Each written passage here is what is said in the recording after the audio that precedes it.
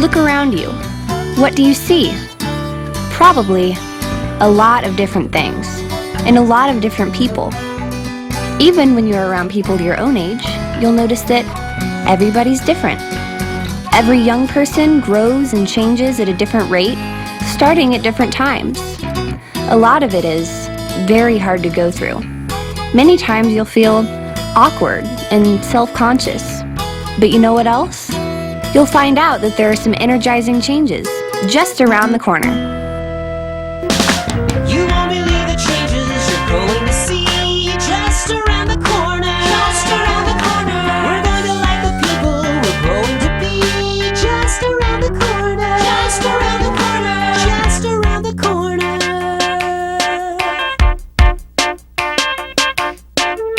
Sometimes it might seem to you like you're never going to grow up, that you're always going to feel awkward and clumsy and never know what to say or how to act. But you are not alone. Everyone goes through it.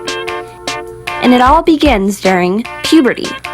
That's when chemical substances, called hormones, start all kinds of changes in your body. For girls, puberty usually starts between the ages of 8 and 16. Exactly when puberty begins for you is largely determined by heredity, the traits you got from your parents.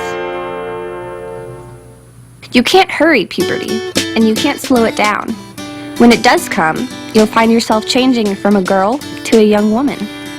At the beginning of puberty, the hormones cause a sudden spurt of physical growth.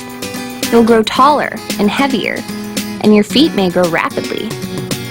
At about the same time, you'll start to develop the physical traits of a female adult. Your breasts will begin to develop, and hair will start to grow in the pubic area. Your hips will become broader and rounder, and your waist will narrow. Hair will grow under your arms and on your legs, and sometime during puberty, you'll experience your first menstrual period. It's like getting a whole new body. And just like when you get a new game, and it has instructions, or a new bike and it has an owner's manual, there are things you need to learn about taking good care of your changing body.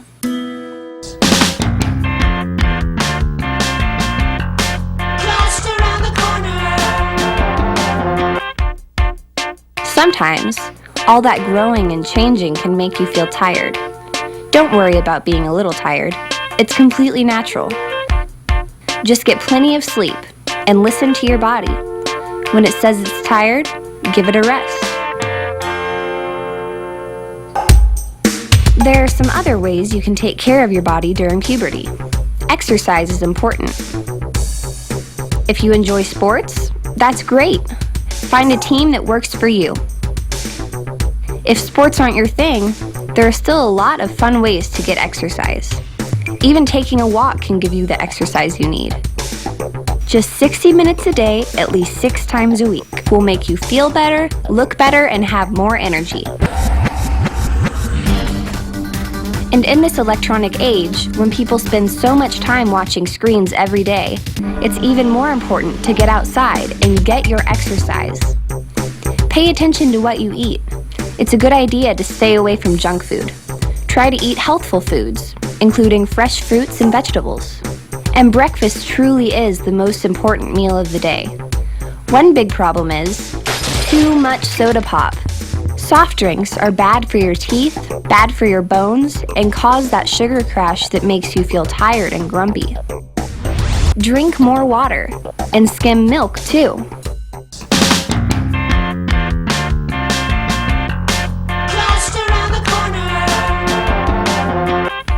When you were a little kid and you played hard, you might have gotten sweaty and dirty. But you didn't smell too bad, and even if you did, nobody cared.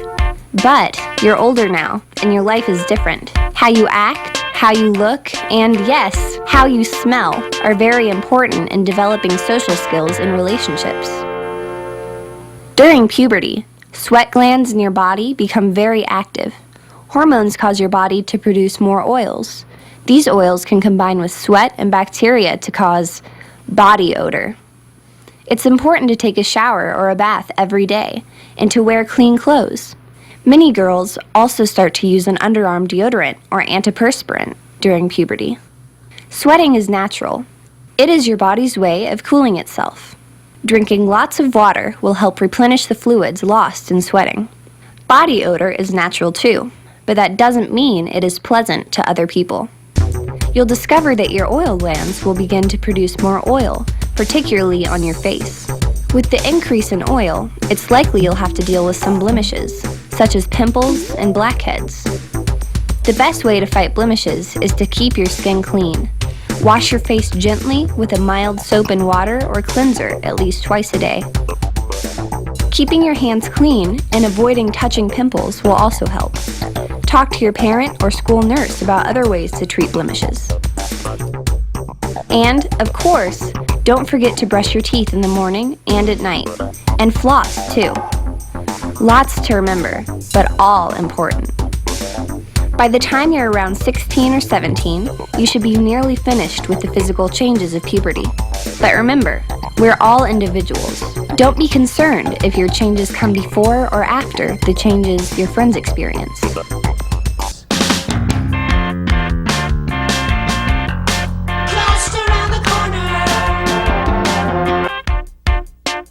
During puberty, the reproductive system reaches maturity.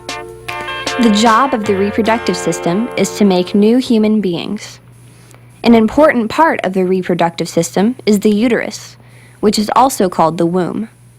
The uterus is a muscular organ located in the center of the abdomen. On each side of the uterus is an ovary. Ovaries are connected to the uterus by the fallopian tubes. The uterus leads to the vagina, a hollow tube that connects the uterus to the outside of the body. The opening of the vagina is located between the urethra and the anus. The urethra and the anus are not part of the reproductive system. The job of the urethra is to discharge liquid waste as urine. The job of the anus is to discharge solid waste as a bowel movement. The ovaries store thousands of reproductive cells, called eggs or ova. Approximately once a month, beginning during puberty, an egg reaches maturity in an ovary and is released into a fallopian tube. The release of an egg is called ovulation. After ovulation, the released egg travels through the fallopian tube on its way to the uterus. It is during this journey down the fallopian tube that the egg can be combined with a male reproductive cell, called a sperm, or a sperm cell. If a sperm cell joins the egg, we say the egg has been fertilized, which also means the woman is pregnant.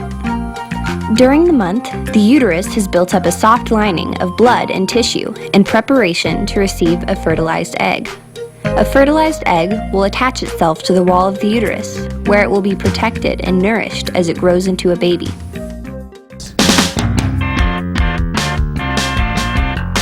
Just around the corner.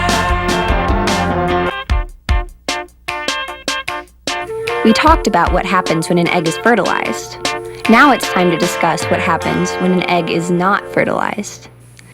First of all, if the egg is not fertilized, it does not attach to the uterus wall. Instead, the built-up inner lining dissolves and slides off the uterus wall.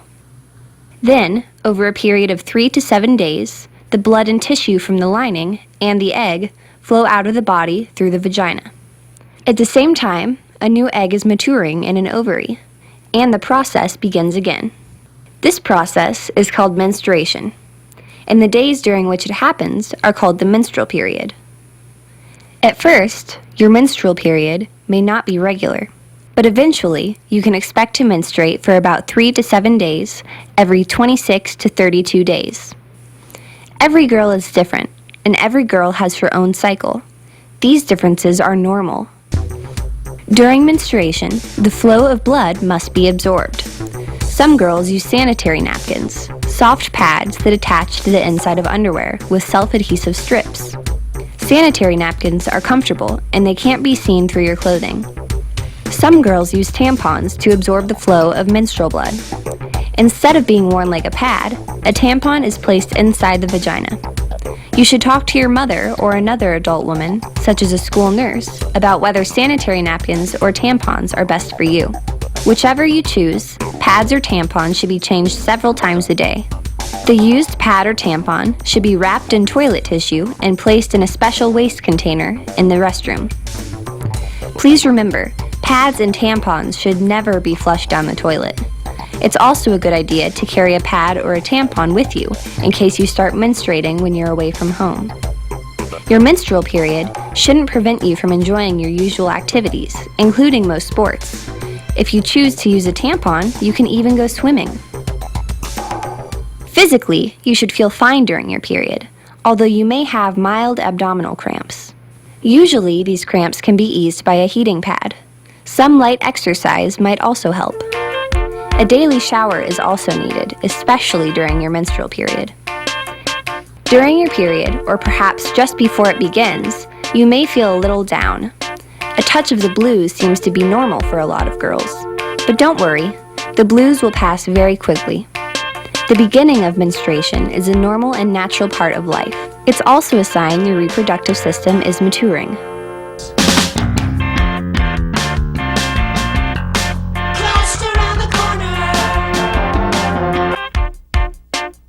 The same hormones that cause all these physical changes may also cause some emotional changes. Sometimes you'll find yourself being happy one moment and grumpy the next. Sometimes you might feel angry about nothing. During puberty, your self-esteem goes through changes too. Self-esteem is about how you see yourself as a person. It's about how valuable and worthwhile you think you are, and how good you feel about yourself. During puberty, almost everyone becomes more self-conscious.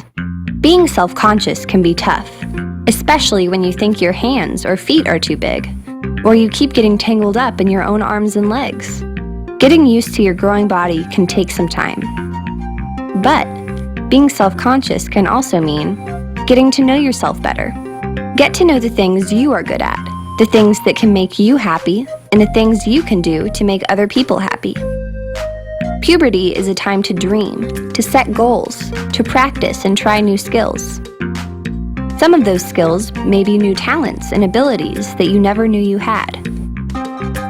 And some skills may be social skills, new ways of communicating and getting along with other people. You might also become more sensitive about what your peers say, and you'll probably start to worry more about how you look. Another important issue, especially for girls, is body image. Almost every girl wishes there was something different about her body. Many girls think their legs are too long, or not long enough, that they weigh too much, or they don't weigh enough. Keep in mind the media, TV, movies, websites, and magazines often create unrealistic images that girls try to live up to. They use special lighting, makeup, and digital effects to make models and actors look, well, perfect. And nobody's perfect. Part of growing up is being healthy and happy with who you really are and what you really look like. There can be a lot of pressures at this time in your life. That's why it's a good idea to find an adult you can trust, someone you can talk to about your feelings, someone who can answer your questions. A parent or special caregiver is the best person to go to. Your parents have a lot of experience they can share with you, and they have your very best interests at heart. But a school counselor or nurse, a teacher, or someone at home can also be a good listener and advisor. Growing up isn't always easy, and some days it may seem very hard. But everyone gets through it, and so will you. And one day, just around the corner, you'll look back and smile. You just won't believe the changes.